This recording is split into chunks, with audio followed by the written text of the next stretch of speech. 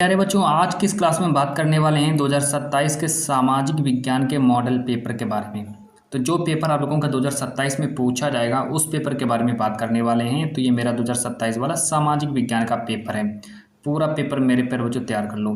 यहाँ पर देखो, इस पेपर का जो कोड रहेगा 824 VZ कोड का पेपर रहने वाला है। ये पेपर आप लोगों को मिलने वाला है 2027 में।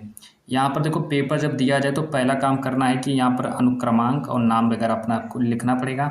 और ये 3 घंटे 15 मिनट में आप लोगों को अपना सामाजिक विज्ञान का पूरा पेपर सॉल्व करना पड़ेगा। और 70 नंबर आप लोगों का आज की क्लास में पक्का भी हो जाएगा।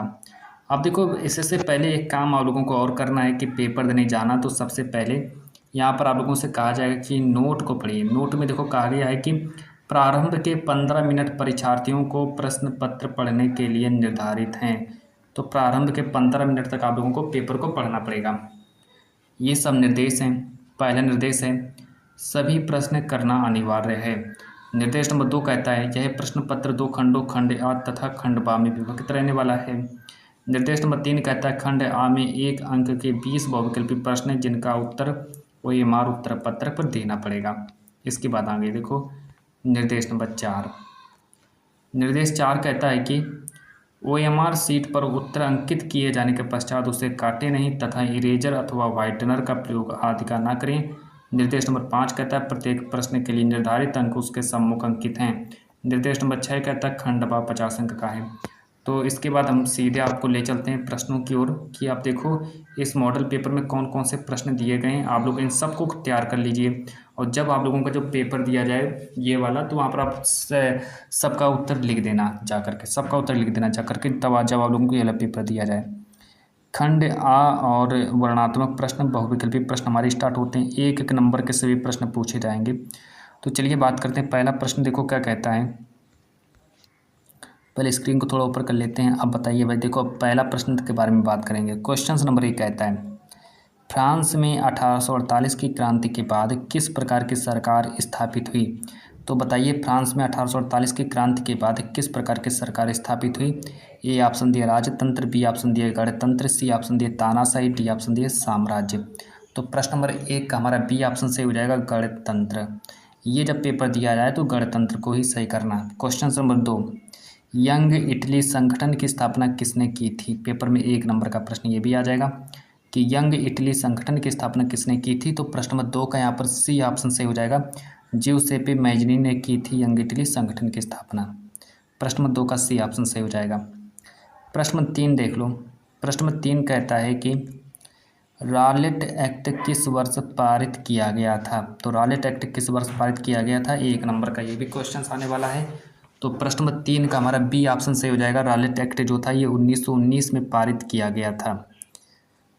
अब क्वेश्चन नंबर 4 कि दांडी मार्च का संबंध किस आंदोलन से था। ये भी 1 ही नंबर का आएगा कि दांडी मार्च का संबंध किस आंदोलन से था। तो प्रश्न नंबर 4 का सी ऑप्शन सही हो जाएगा, सविनय अवज्ञा आंदोलन।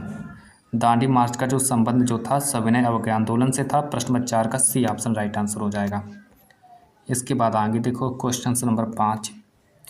प्रश्न 5 कहता है कि जलियांवाला बाग हत्याकांड किस वर्ष हुआ था। पेपर में 1 नंबर का प्रश्न ये भी आएगा कि जलियांवाला बाग हत्याकांड किस वर्ष हुआ था। तो प्रश्न नंबर 5 का सी ऑप्शन सही हो जाएगा, 1919 में हुआ था जलियांवाला बाग हत्याकांड। प्रश्न नंबर 6 देखेंगे, काली मिट्टी किस फसल के लिए सबसे अधिक उपयुक्त मानी जाती है। तो प्रश्न नंबर 6 का राइट आंसर हो जाएगा, कपास के लिए सबसे उपयुक्त मानी जाती है। प्रश्न नंबर 6 का ए ऑप्शन सही हो जाएगा। क्वेश्चन नंबर 7 देखो।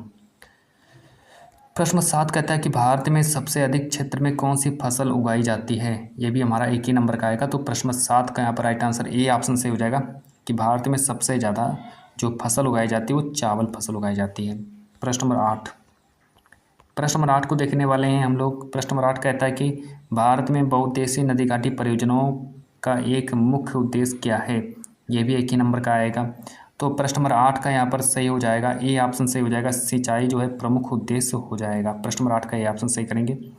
प्रश्न नंबर 9 कहता है लौह अयस्क किस प्रकार का खनिज है। 1 नंबर का ये भी आ जाएगा। प्रश्न नंबर 9 का यहाँ पर बी ऑप्शन सही हो जाएगा, लौह अयस्क जो है एक धात्विक खनिज हो जाएगा। 9 का बी ऑप्शन सही हो जाएगा। इसके बाद आगे देखो क्वेश्चन नंबर 10 कि भारत में अभ्रक का प्रमुख उपयोग किस उद्योग में होता है। 1 नंबर का आ जाएगा। तो प्रश्न नंबर 10 का यहाँ पर ए ऑप्शन सही हो जाएगा, विद्युत एवं इलेक्ट्रॉनिक उद्योग। प्रश्न नंबर 10 का प्यारे बच्चों ए ऑप्शन सही करेंगे, विद्युत एवं इलेक्ट्रॉनिक उद्योग। और इसके बाद आगे देखो क्वेश्चन नंबर 11 कि भारत में सबसे अधिक रोजगार देने वाला प्रमुख आर्थिक क्षेत्र कौन सा है। तो प्रश्न नंबर 11 का राइट आंसर जो हो जाएगा वो हमारा ए ऑप्शन से हो जाएगा, कृषि जो है सबसे ज़्यादा रोजगार देने वाला आर्थिक क्षेत्र है। अब आगे देखो क्वेश्चन नंबर 12।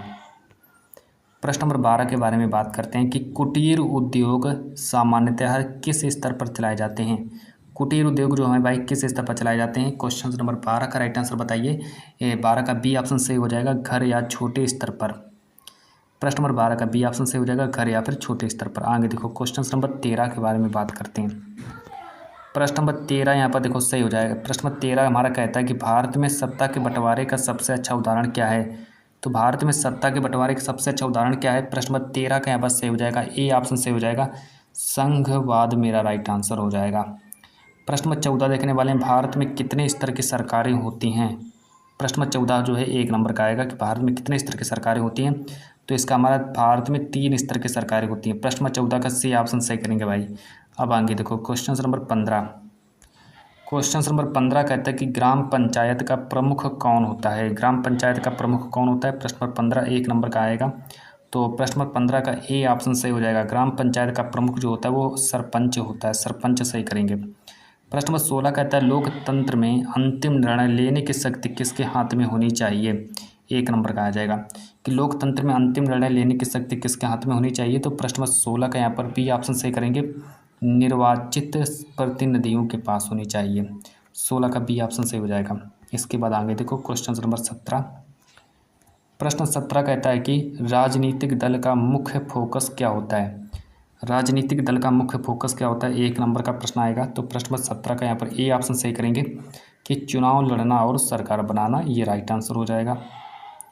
प्रश्न नंबर 17 का ए ऑप्शन सही करेंगे। प्रश्न नंबर 18 देखो, प्रश्न नंबर 18 देख लो भाई क्या कहता है। प्रश्न नंबर 18 कहता है भारत में मुद्रा जारी करने का अधिकार मुख्यतः किस संस्था के पास है। तो ऐसी कौन सी संस्था है जो कि मुद्रा जारी करता है। तो प्रश्न नंबर 18 का ए ऑप्शन सही करेंगे, भारतीय रिजर्व बैंक जो है ये मुद्रा जारी करता है। और प्रश्न नंबर 19 कहता है ऋण लेते समय बैंक सामान्यतः क्या लेते हैं।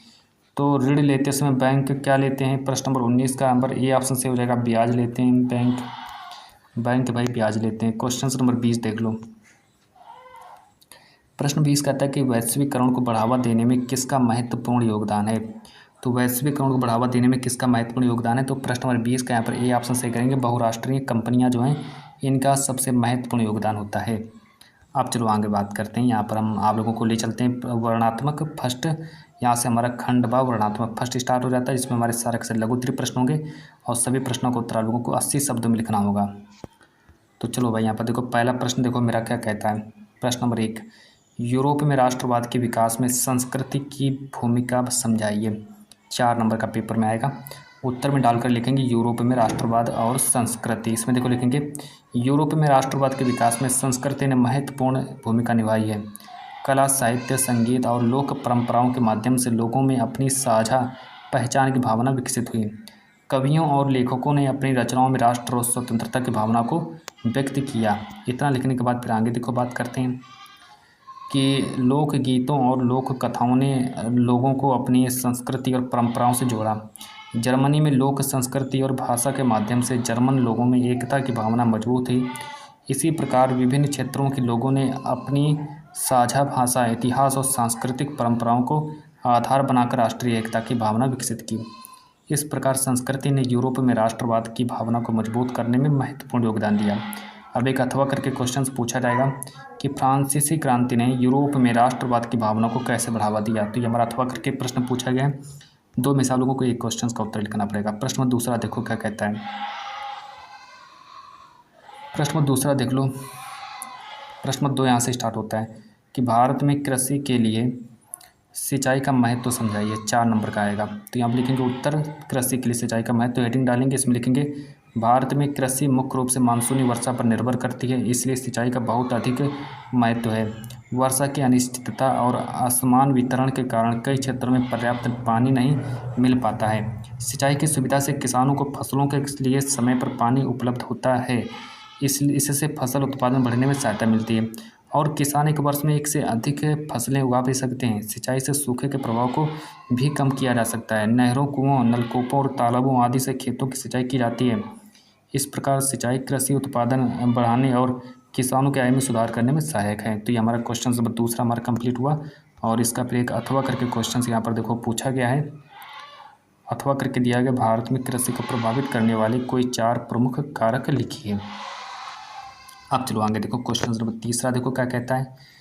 प्रश्न 3 कहता है कि लोकतंत्र में राजनीतिक दलों का क्या महत्व है। 4 नंबर का पेपर में आएगा। यहाँ पर उत्तर डाल के लिखेंगे राजनीतिक दल का महत्व। इसमें लिखेंगे लोकतंत्र में राजनीतिक दलों की महत्वपूर्ण भूमिका होती है। राजनीतिक दल चुनाव में उम्मीदवार खड़े करते हैं और जनता के सामने अपनी नीतियाँ तथा कार्यक्रम रखते हैं। चुनाव में बहुमत प्राप्त करने वाला दल सरकार बनाता है और शासन चलाता है। जो दल सरकार में नहीं होते वे विपक्ष की भूमिका निभाते हैं और सरकार के कार्यों पर नज़र रखते हैं। इसके बाद आगे देखो यहाँ पर लिखेंगे कि राजनीतिक दल जनता की समस्याओं को सरकार तक पहुँचाने का भी कार्य करते हैं। वे लोगों में राजनीतिक जागरूकता बढ़ाते हैं और विभिन्न नीतियों पर जनता की राय बनाने में सहायता करते हैं। इस प्रकार राजनीतिक दल लोकतंत्र को व्यवस्थित ढंग से चलाने और जनता को शासन में भागीदारी देने में महत्वपूर्ण योगदान देते हैं। तो ये हमारा भाई तीसरा प्रश्न हमारा कंप्लीट हुआ। फिर इसका एक अथवा करके दिया गया है, राजनीतिक दलों के कोई 4 प्रमुख कार्य लिखिए। यहाँ पर देखो आप लोग इसका भी उत्तर लिख सकते हो। प्रश्न नंबर 4 कहता है वैश्वीकरण से उपभोक्ता को होने वाले लाभ समझाइए। तो 4 नंबर का ये भी प्रश्न आ जाएगा।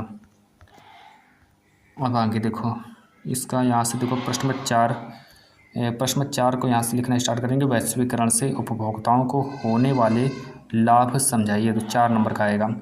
उत्तर डाल कर लिखेंगे वैश्वीकरण से उपभोक्ताओं को लाभ। देखो क्या क्या लाभ होते हैं। वैश्वीकरण के कारण विभिन्न देशों के बाजार एक दूसरे से जुड़ गए हैं। इससे उपभोक्ताओं को अनेक प्रकार की वस्तुएं और सेवाएं उपलब्ध होने लगी हैं। विदेशी कंपनियों की आने से बाजार में प्रतिस्पर्धा बढ़ी है, जिसके कारण कंपनियां बेहतर गुणवत्ता वाली वस्तुएं उपलब्ध कराने का प्रयास करती हैं। उपभोक्ताओं का अपनी पसंद के अनुसार अलग अलग ब्रांड और उत्पाद चुनने का अवसर मिलता है। नई तकनीक के कारण आधुनिक वस्तुएं भी आसानी से उपलब्ध होने लगी हैं, जैसे मोबाइल, इलेक्ट्रॉनिक सामान, कपड़े और अन्य उत्पादों की विविधता बढ़ी है। इस प्रकार वैश्वीकरण ने उपभोक्ताओं के सामने वस्तुओं के अधिक विकल्प उपलब्ध कराए हैं और बाजार में प्रतिस्पर्धा को बढ़ावा दिया है। तो ये हमारा भाई प्रश्न नंबर 4 हमारा इतना हो गया। और इसके बाद फिर हमारा अथवा करके देखो यहाँ पर कहा गया है कि बहुराष्ट्रीय कंपनियों से आप क्या समझते हैं, इनके 4 लाभ बताइए। तो इतना भाई आप लोगों को ये हमारा देखो सारे के सारे बहुविकल्पिक क्वेश्चन हमारे कंप्लीट हो गए। अब यहाँ से हमारा स्टार्ट होता है वर्णनात्मक सेकंड।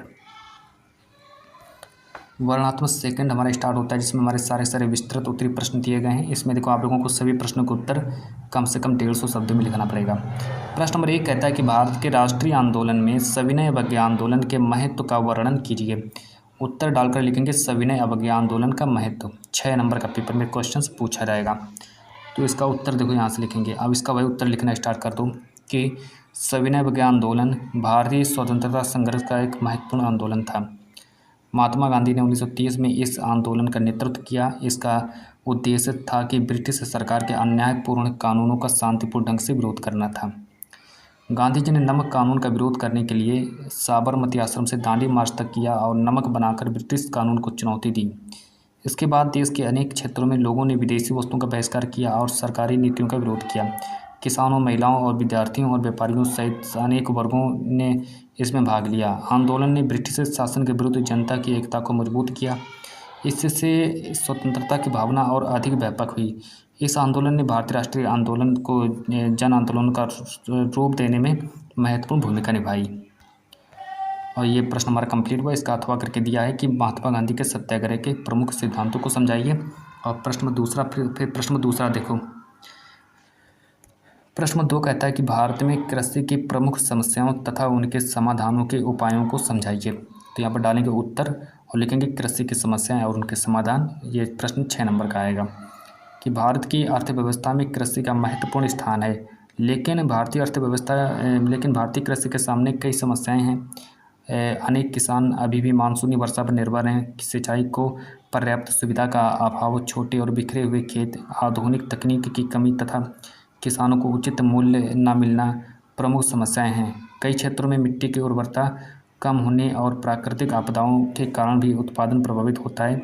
इन समस्याओं को दूर करने के लिए सिंचाई सुविधाओं, फिर इसके बाद आगे देखो सिंचाई सुविधाओं का विस्तार, सिंचाई सुविधाओं, फिर देखो सिंचाई सुविधाओं का विस्तार करना आवश्यक है। किसानों को उन्नत बीज, आधुनिक कृषि तकनीक और उचित कृषि प्रशिक्षण उपलब्ध कराया जाना चाहिए। सस्ती ऋण सुविधा तथा फसलों का उचित मूल्य मिलना भी जरूरी है। भंडारण और परिवहन की बेहतर व्यवस्था से किसानों को अपनी उपज सुरक्षित रखने और उचित बाजार तक पहुंचने में सहायता मिलती है। अथवा करके दिया है, भारत में प्रमुख खाद्यान्न फसलों के उत्पादन एवं वितरण का वर्णन कीजिए। तो ये भाई हमारा इतना कंप्लीट हुआ। और क्वेश्चन नंबर 3 को देख लो क्या कहता है। क्वेश्चन 3 कहता है कि भारत में संघवाद की प्रमुख विशेषताओं को समझाइए। पेपर देने जाओगे 6 नंबर का आएगा पेपर में। यहाँ पर उत्तर डालकर लिखना कि भारत में संघवाद की विशेषताएं। इसमें देखो लिखेंगे भारत में संघीय व्यवस्था के अंतर्गत शासन की शक्तियों का विभाजन केंद्र और राज्य सरकारों के बीच किया गया है। संविधान में केंद्र तथा राज्य सरकारों के अधिकारों और कार्यों को स्पष्ट रूप से निर्धारित किया गया है। भारत में 3 स्तर की सरकारें हैं, एक केंद्र सरकार, एक राज्य सरकार और एक स्थानीय सरकार है।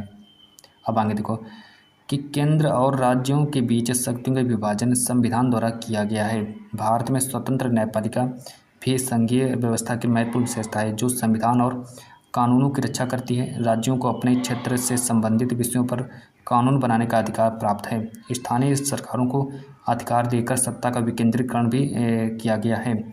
अब देखो भारत की सरकार नीति ने विभिन्न भाषाओं और संस्कृतियों को सम्मान देकर राष्ट्रीय एकता को मजबूत किया है। इस प्रकार शक्ति विभाजन, विकेंद्रीकरण और सहयोग भारत के संघवाद को मजबूत बनाते हैं। इतना लिखने के बाद फिर यहाँ पर देखो अथवा करके दिया गया है कि भारत में स्थानीय स्वशासन को मजबूत करने के लिए किए गए प्रमुख प्रयासों का वर्णन कीजिए। तो अथवा में आप लोग इसका भी उत्तर लिख सकते हो। क्वेश्चन नंबर 4 देखने वाले हैं। क्वेश्चन नंबर 4 को देखो क्या कहता है। प्रश्न नंबर 4 को भाई देखिए प्रश्न नंबर 4 कि भारतीय अर्थव्यवस्था में बैंकों की भूमिका को विस्तार से समझाइए। 6 नंबर का पेपर में ये क्वेश्चन आएगा। तो उत्तर में डालकर लिखेंगे भारतीय अर्थव्यवस्था में बैंकों की भूमिका। देखो यहाँ से लिखेंगे कि भारतीय अर्थव्यवस्था में बैंकों की महत्वपूर्ण भूमिका है। बैंक लोगों से अपनी बचत के रूप में जमा राशि स्वीकार करते हैं और ज़रूरतमंद लोगों तथा संस्थाओं को ऋण प्रदान करते हैं। अब आगे देखो बैंक किसानों को कृषि कार्यों के लिए, व्यापारियों को व्यापार के लिए और छोटे उद्यमियों को व्यवसाय के लिए ऋण उपलब्ध कराते हैं। बैंक जमा धन पर ग्राहकों को ब्याज भी देते हैं। बैंकिंग व्यवस्था के कारण लोगों की बचत सुरक्षित रहती है और उस धन का उपयोग आर्थिक गतिविधियों में किया जा सकता है। बैंक चट, एटीएम, ऑनलाइन बैंकिंग और अन्य सुविधाओं के माध्यम से धन के लेन देन को आसान बनाते हैं। उचित ब्याज दर पर मिलने वाला ऋण उत्पादन और रोजगार को बढ़ावा देता है। इस प्रकार बैंक बचत, निवेश, ऋण और आर्थिक विकास के महत्वपूर्ण साधन है। फिर एक अथवा करके दिया है, औपचारिक ऋण स्रोतों के कोई 6 लाभ बताइए। ये हमारा भाई इतना मॉडल पेपर कंप्लीट हुआ। अब आप लोगों को ले चलते हैं मानचित्र की ओर। मानचित्र जो है पेपर में 10 नंबर का मानचित्रकार भी पूछा जाएगा। तो 10 नंबर का मानचित्रकार पूछा जाएगा। तो सबसे पहले इसको पढ़ेंगे कि निर्देश पर लिखा है प्रश्न संख्या 9 तथा 9 जो है मानचित्र से संबंधित हैं। और हमारा यहाँ से देखो 9 स्टार्ट हो जाता है कि निम्नलिखित स्थानों को भारत के दिए गए रेखा मानचित्र चिन्ह द्वारा नाम सहित दर्शाइए। सही नाम का चयन करने के लिए इतना अंक आप लोगों को मिलेगा। ये 5 क्वेश्चन हैं, 1 2 3 4 5। तो 5 क्वेश्चंस पहले देख लो क्या कहते हैं कि पहला क्वेश्चन है जलियांवाला बाग हत्याकांड किस स्थान पर हुआ था। तो अमृतसर पंजाब में हुआ था। दूसरा प्रश्न कहता है उत्तर प्रदेश की राजधानी नाम बताइए। लखनऊ उत्तर प्रदेश की राजधानी। तीसरा प्रश्न कहता है नील की खेती करने वाले किसानों ने किस स्थान से आंदोलन प्रारंभ किया। तो चंपारण बिहार से प्रारंभ किया था। चौथा प्रश्न कहता है प्रसिद्ध स्वर्ण मंदिर कहाँ स्थित है। तो भाई अमृतसर पंजाब में स्थित है। पाँचों प्रश्न कहता है सर्वप्रथम पूर्ण स्वराज की मांग का प्रस्ताव कब पारित हुआ। तो 1929 में पारित हुआ था। ये हमारा 5 क्वेश्चन ये हो गए। 5 क्वेश्चन आप लोगों के ये अभी हमारा 9 भी यहाँ से देखो स्टार्ट हो जाता है। ये भी हमारा 5 ही नंबर का क्वेश्चन पूछा जाएगा कि निम्नलिखित भारत के मानचित्र में संबंधित निम्नलिखित उपग्रह दर्शाइए। 1 2 3 4 5 नंबर का ये भी पूछा जाएगा। चावल उत्पादक क्षेत्र उसको ऐसे दर्शाना है। गुजरात की राजधानी उसको ऐसे दर्शाना है। बॉक्साइट उत्पादन का एक क्षेत्र उसको ऐसे दर्शाना है। कपास उत्पादन का एक क्षेत्र उसको ऐसे दर्शाना है। डल झील को ऐसे दर्शाना है। तो ये हमारा भी पूरा मॉडल पेपर कंप्लीट हुआ और आज की इस क्लास को मैं यहीं पर स्टॉप करता हूँ।